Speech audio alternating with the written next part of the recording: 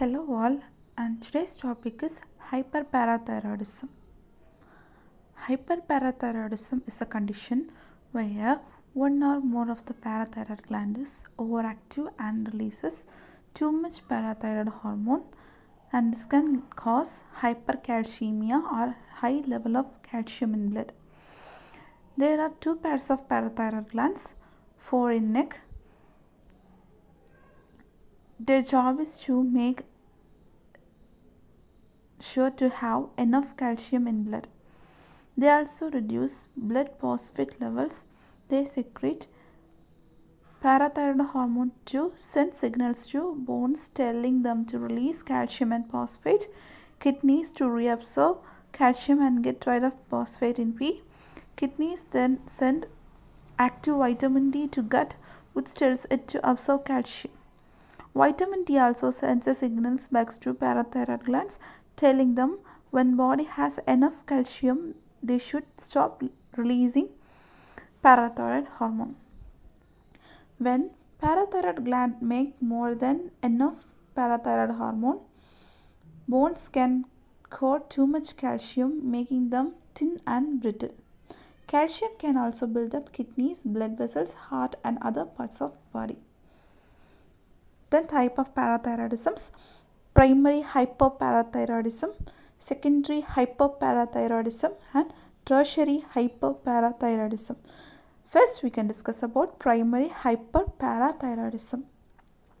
In this, a growth or enlargement of one or more parathyroid gland cause them to make too much parathyroid hormone. They also don't respond to body signals that tell them to stop making parathyroid hormone. Then secondary hyperparathyroidism. If have a condition that cause high phosphate level, low vitamin D levels or low calcium levels, then parathyroid gland will make more parathyroid hormone to try to increase calcium levels. It is the most common in people with chronic kidney disease. Then tertiary hyperparathyroidism.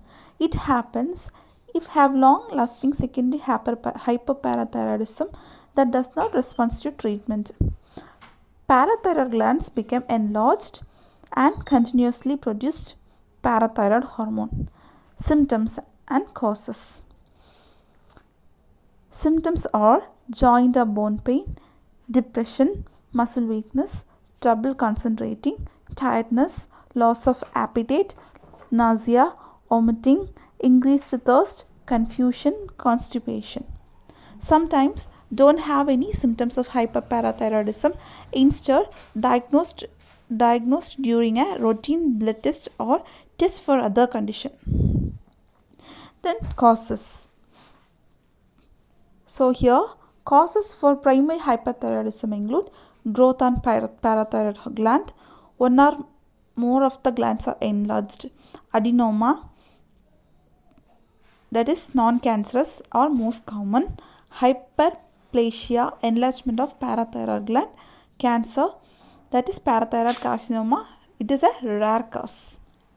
Then causes of secondary hyperparathyroidism. The most common cause of secondary hyperparathyroidism is kidney disease.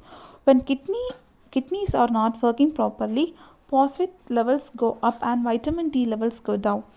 Low vitamin D levels leads to low calcium levels. Parathyroid gland adjusts by making more parathyroid hormone to get rid of phosphate in blood and increases the amount of calcium. Low vitamin D levels from lack of sun or malnutrition can also sometimes cause secondary hyperparathyroidism.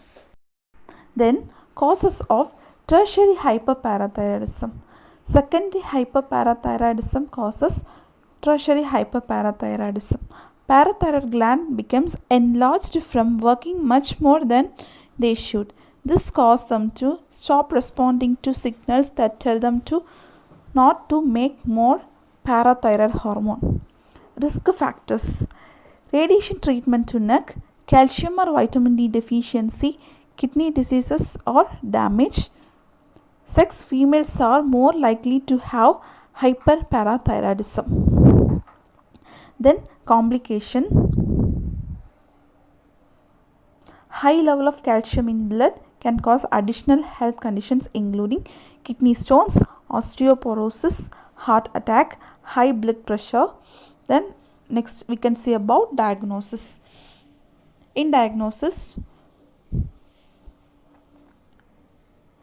by measuring calcium, vitamin D and parathyroid hormone levels, when we see this, the levels are increased. Then kidney function test, 24-hour urine test, parathyroid scan, ultrasound, bone density scan. Management and treatment. Parathyroidectomy, removal of parathyroid gland. Then bisphosphonates, calcimimetics, dietary changes are recommended. Thank you.